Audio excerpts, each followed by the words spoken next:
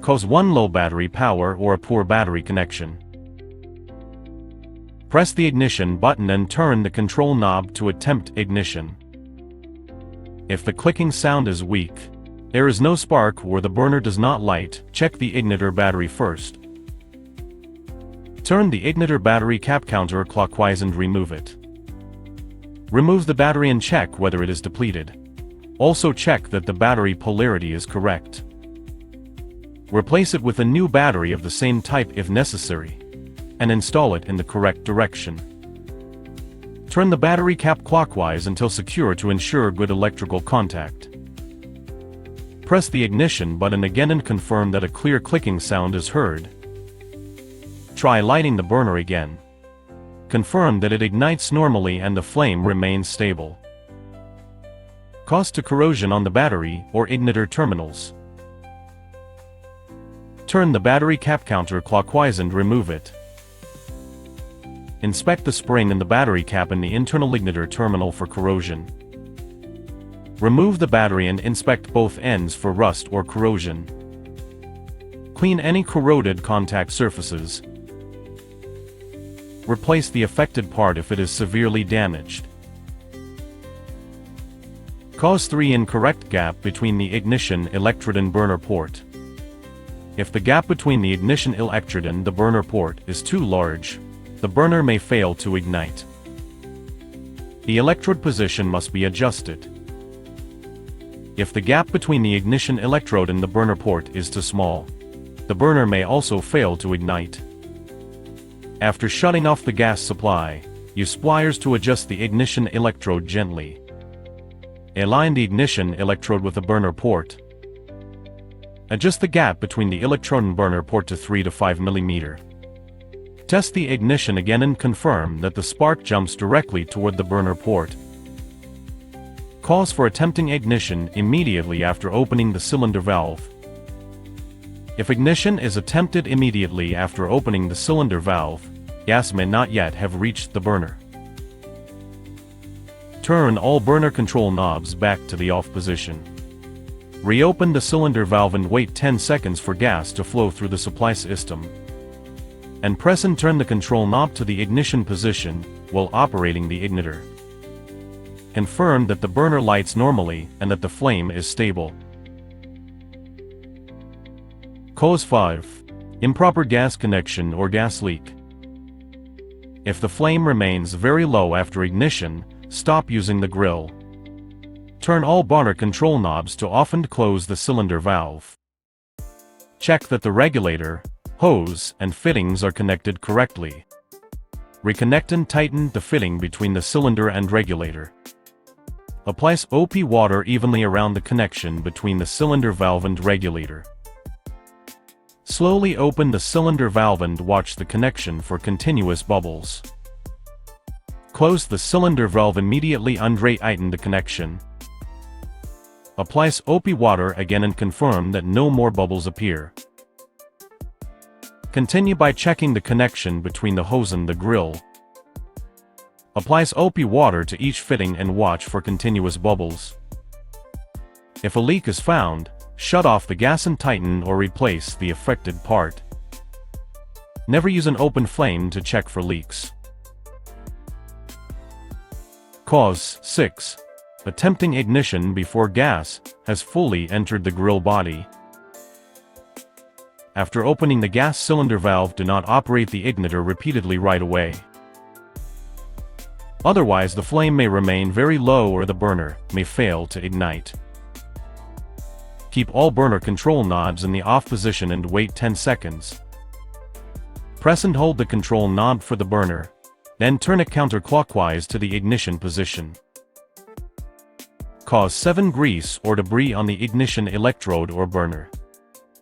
If debris or grease has accumulated on the ignition electrode or burner, the burner may also fail to ignite. Close the cylinder valve and allow the grill to cool completely. Use a cleaning brush to remove any grease or debris from the ignition electrode and burner. Test the ignition again and confirm that the burner lights normally. Cause 8. Incorrect air shutter setting.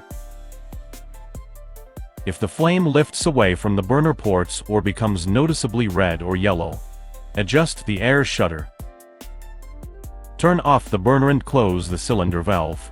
Allow the grill to cool before making adjustments. Locate the air shutter at the burner inlet. Loosen the air shutter retaining screw. Move the air shutter slightly until the opening is approximately 3 to 5 mm. Re-tighten the retaining screw after adjustment. Re-light the burner and confirm that the flame is stable and blue. Cause 9 cracked ceramic insulator or damaged ignition wire. If the ceramic insulator on the ignition electrode is damaged or cracked, or if the internal wire is damaged, pressing the ignition button will not produce a spark, preventing the burner from igniting. Close the cylinder valve and disconnect the gas supply. Remove the screws securing the left front panel. Remove the screws securing the right front panel. Remove the retaining screw in the lower right corner on the inside of the grill's front panel. Remove the retaining screw in the lower left corner on the inside of the grill's front panel. Remove the 3 screws securing the top of the front panel. Remove the left and right screws first and remove the center screw last. Pull the front panel forward to expose the inner wires and the electronic ignition module. Support the front panel and do not let it hang freely, as this may pull the wires loose or break them.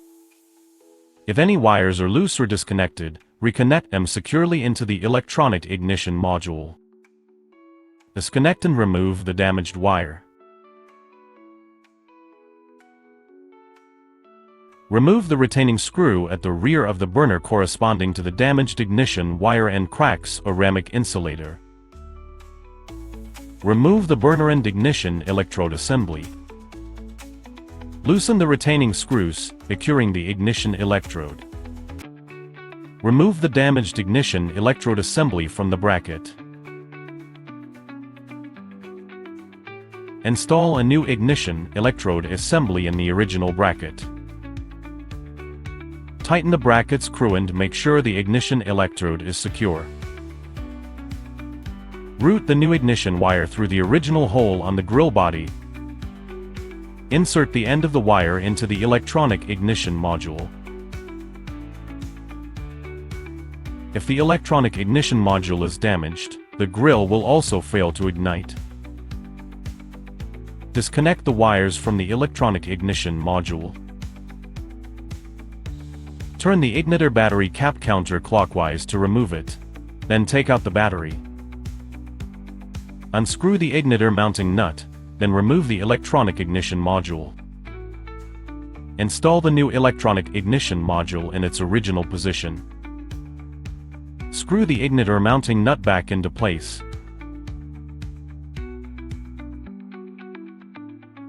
Reinstall the battery with the positive and negative ends in the correct direction.